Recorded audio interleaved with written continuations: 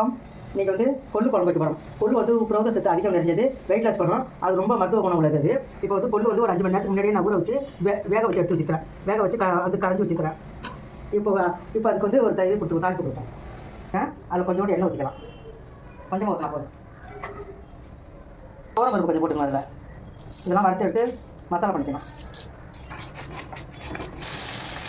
இது அப்படியே கொஞ்சம் அப்படியே தவிர்த்து வரணும்.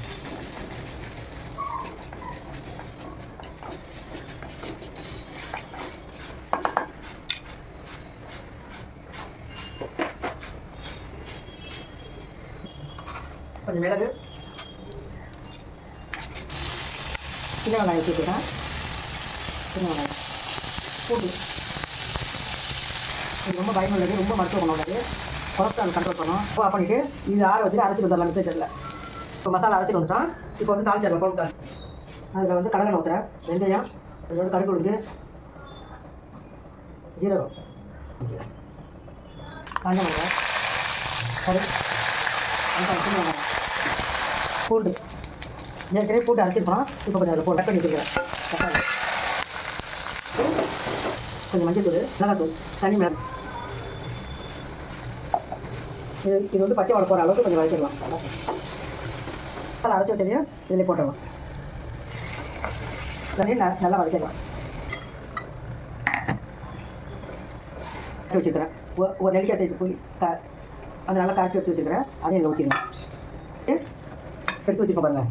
அதை அப்படியே ஊற்றிடலாம். கொள்ளு ரசம் நீ இன்னும் கூட தனியாக வச்சா கூட கொள்ளு ரசம் கூட வச்சு தண்ணி எடுத்துட்டு நான் கம்மியாக தான் வச்சுருக்கேன் பாருங்கள். இப்போ இந்த கொள்ளு அதில் ஊற்றிடலாம். சாப்பாடு நல்லாயிருக்கும். இட்லி, தோசை எல்லாத்துக்கும் நல்லது, குணம் உள்ளது. இது கொள்ளு ரசம், கொள்ளு குழம்பு எல்லாமே நல்லது.